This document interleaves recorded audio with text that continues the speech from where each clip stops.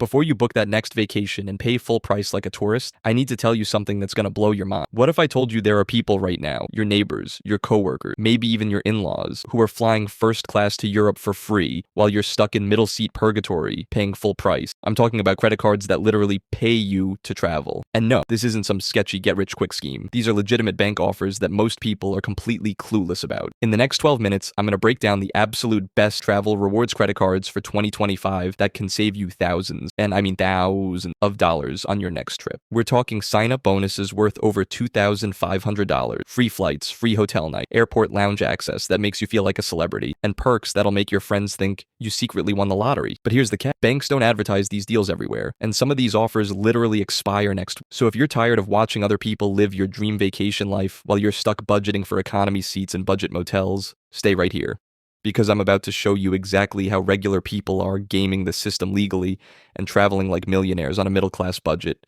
Trust me, your future self will thank you for these next 12 minutes. Let's dive in. All right, let's get real for a second. Most people think credit cards are just plastic money that gets you into debt. And yeah, if you're not responsible, they absolutely can be. But here's what nobody tells you. The wealthy have been using travel credit cards as their secret weapon for decades. Picture this. Last year, I met this guy at Starbucks. Regular dude, works in accounting, drives a Honda Civic. Nothing fancy. But this man had just come back from a 2-week vacation to Japan, first-class flights, 5-star hotels, the whole 9 yards. I'm thinking, man, this guy must be loaded. So I ask him how much it costs. $0.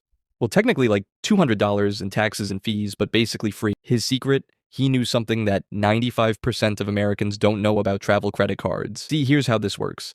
Banks are in a fierce competition for customers, so they're literally throwing money at people to use their card. We're talking sign-up bonuses that can cover entire vacation, points that multiply your spending power, and perks that normally cost thousands. But, and this is crucial, you have to know which cards to get and exactly how to use them. Because let me tell you, there are some cards out there that look amazing, but are actually terrible deals. And then there are hidden gems that most people walk right past. That's what we're fixing today. I've done the research, crunched the numbers, and I'm going to give you the straight truth about which cards are actually worth it in 2025. The heavy hit premium travel cards, Chase Sapphire Reserve, the crown jewel. All right, let's talk about the card that's got everyone talking, Chase Sapphire Reserve. Now, I'm going to be straight with you. This card has a $795 annual fee, which sounds insane until you realize what you're getting. Right now, they're offering 100,000 points plus a $500 travel credit after spending $5,000 in the first 3. That bonus alone is worth over $2,500 in travel value. Think about that. You're basically getting paid $1,700 to get this card. But wait, it gets better. Every year you get $300 in travel credits that automatically apply to things like Uber rides, flights, hotels, stuff you're already buying. You get access to over 1,300 airport lounges worldwide. Have you ever been in an airport lounge? Free food, free drinks, quiet space, comfortable chairs, fast Wi-Fi.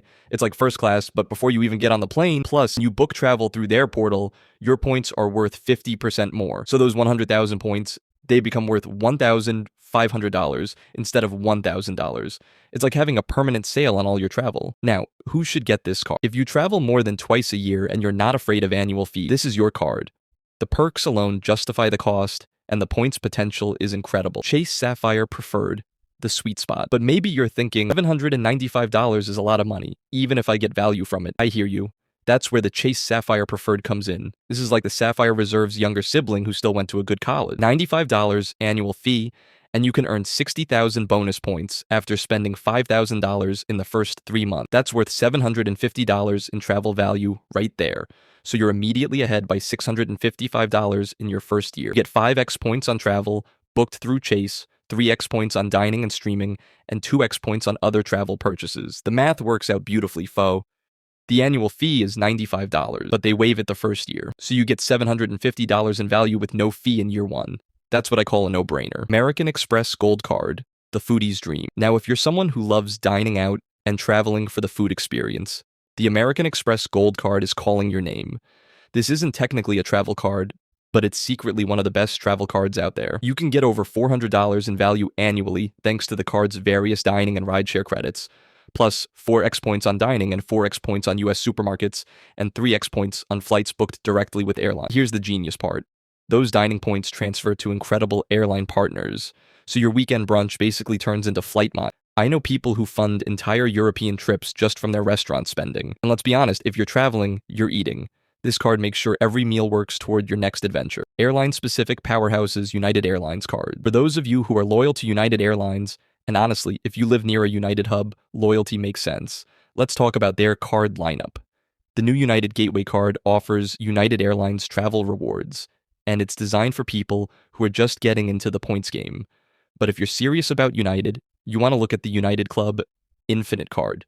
This card gets you into United clubs, gives you Premier Silver status automatically, and the points you earn are incredibly valuable for United flights. Plus, if you're checking bags regularly, the free checked bags alone can save you hundreds per year. Tip, United has been expanding their routes like crazy in 2025.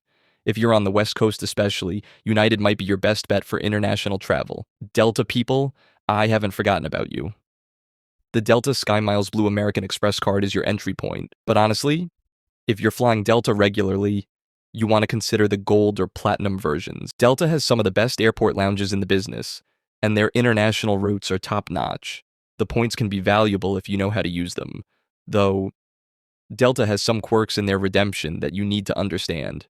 Just remember, airline cards are best when you're loyal to that airline. Don't get a Delta card if you're usually flying Southwest. It's like buying a gym membership at a gym across town. Technically good value, but you won't use it. Alright, we covered the cards, but now comes the important part. How do you actually use these things without getting into trouble? Because let me be clear, these cards can absolutely destroy your finances if you're not careful. Golden rules. Rule number 1, never, and I mean never, carry a balance on a travel rewards card. These cards typically have interest rates around 20 to 30%. If you're paying interest, you're immediately wiping out all the value of your rewards. Pay the full balance every month, no exceptions. Rule number 2, don't spend money just to get points. I see people buying stuff they don't need to hit sign-up bonuses. That's backwards thinking. Plan your spending, time your applications, and let your normal expenses hit those minimums. Rule number 3, have a plan for your points. Don't just accumulate points for the sake of accumulating. Know where you want to go, research the best redemption values, and work towards specific goals. Timing your applications. Here's something most people don't think about. Timing matters. Don't apply for multiple cards at once unless you really know what you're doing. Your credit score takes a small hit with each application, and banks get suspicious if you're applying everywhere. I recommend the 1 every 3 months rule. Apply for a card, hit the sign-up bonus, get comfortable with the card, then move on to the next one if it makes sense. And please check your credit score before applying. Most of these premium cards want to see scores above 700. If you're below that, work on your credit first, then come back to the rewards game. Maximizing your points. Here's where it gets fun. Making your points work harder. Don't just redeem points for cashback or statement credits. That's like trading dollars for quarters. The real value is in transferring points to airline and hotel partners or booking through the card's travel portal where points are worth more. Those 100,000 Chase points, if you just cash them out, that's $1,000. But if you transfer them to the right airline partner for the right flight, that could be $3,000 or more in value. Learn the transfer partners, understand award charts, and always compare your options before redeeming. A little research can literally double or triple your point values. Before we wrap up, let me save you from some expensive mistakes I've seen people make. The annual fee trap, mistake number 1, GE.